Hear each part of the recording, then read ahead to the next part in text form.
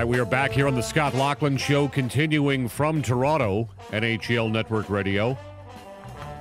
Hockey Night in Canada Radio follows us at the top of the hour. Then we're back in the slot on the power play with Phil Esposito. Tyler Johnson from the Lightning is going to join us on the program. Matthew Barnaby, NHL Network Radio Hockey Insider, dropping by for his usual Wednesday visit as well.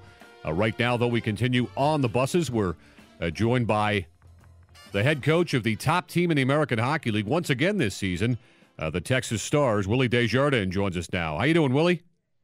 I'm good, thanks, Scott. How are you doing? I'm doing real well. Congratulations on the run that you guys have had again this season. I guess to your credit, you're kind of where you were last season, in with a real good chance to get something done here in a couple of weeks' time when you open up the Calder Cup playoffs. Give us a sense of how you're feeling about your team right now with 95 points atop the standings, and knowing that you want to maintain that edge here in the last handful of games.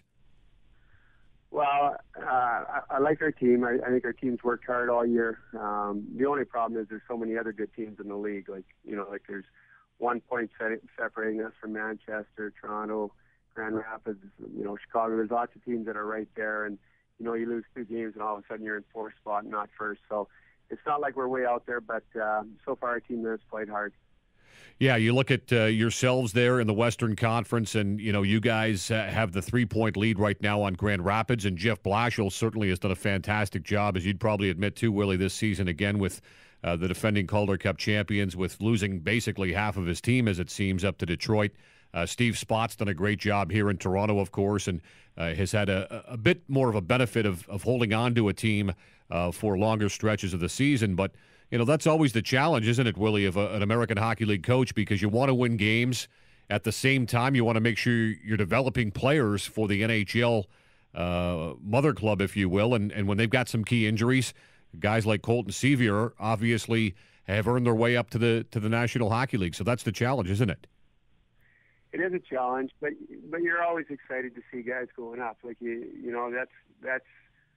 that's probably the best part of your job, when you see your players going up and getting a chance to play in the NHL and then doing well. It's really great. So, but at the same time, that doesn't mean that you don't want to win, because that's what you do when you coach. You want to find ways to win. So it is a bit of a dilemma for you, but it's always great when guys go up. Tell me about Travis Moen as well, the top scorer in the American Hockey League this season, 31 goals, 80 points here in 60 games. Tell me how valuable he's been to your team here. You've always had good defensive hockey clubs, even going back to junior hockey, Willie, but when you get the production from guys like Moen and Colton Sevier when he's there with you, it's obviously a bonus.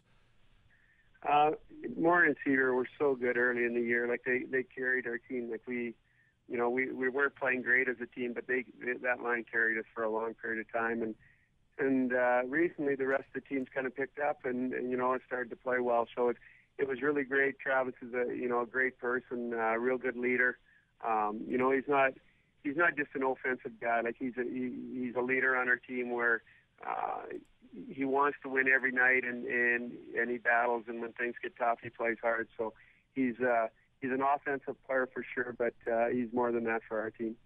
Willie, we enjoyed watching Brett Richie here in Ontario when he played for the Niagara Ice Dogs, and he had a real good junior career, of course, in the Ontario Loop, and now he's in the midst of his first full season in the American Hockey League. Ironically enough, his younger brother Nick scored the series-winning goal at Kingston last night. The Petes came from behind in their series to beat the Frontenacs in 7 games, and Richie scored in overtime to win it.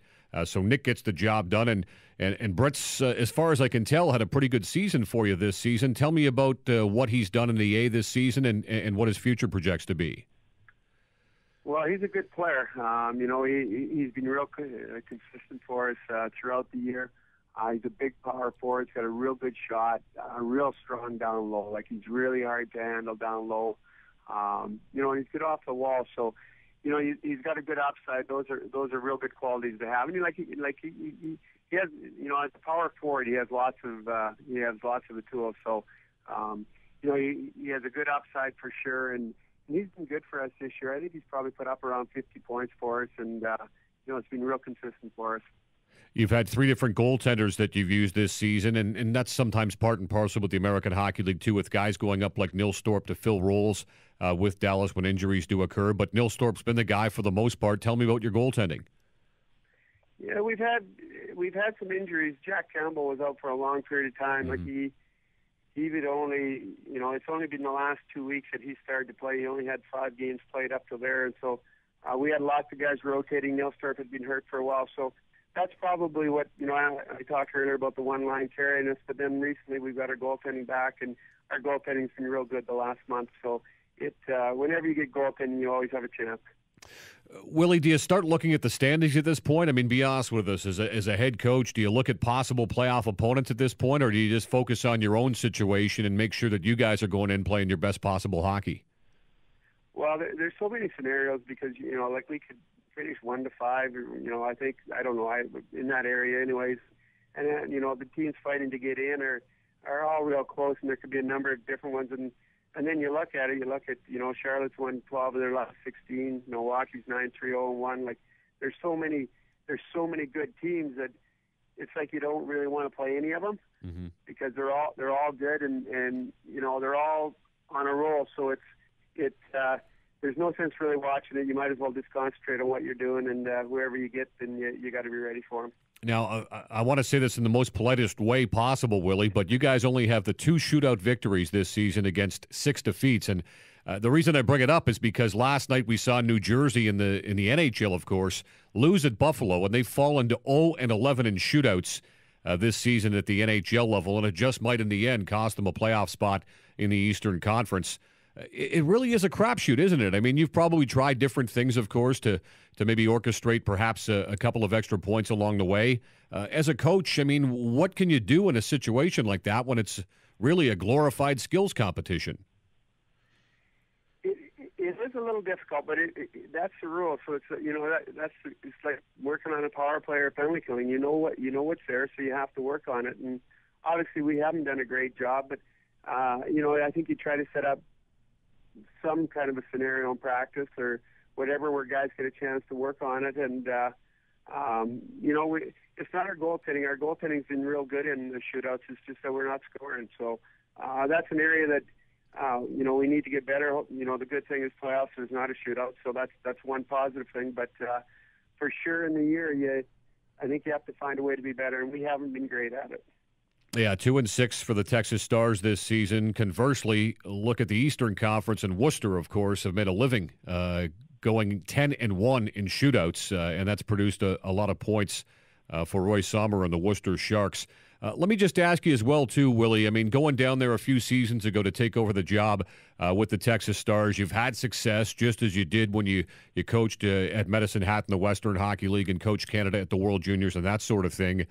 What were your preconceived notions about going down to coach hockey in Texas, and what has the reality been for you being with the Texas Stars? Scott White's done a nice job there off the ice with that franchise that has become one of the top American Hockey League franchises here in the past couple of seasons. Well, it's a really great place to coach. It's got a great rink. The fans are real good. And the weather and that, you can't beat it. Like, it's real good as far as that goes. But for a coach, the thing you really need is the players. And we have a great group of players.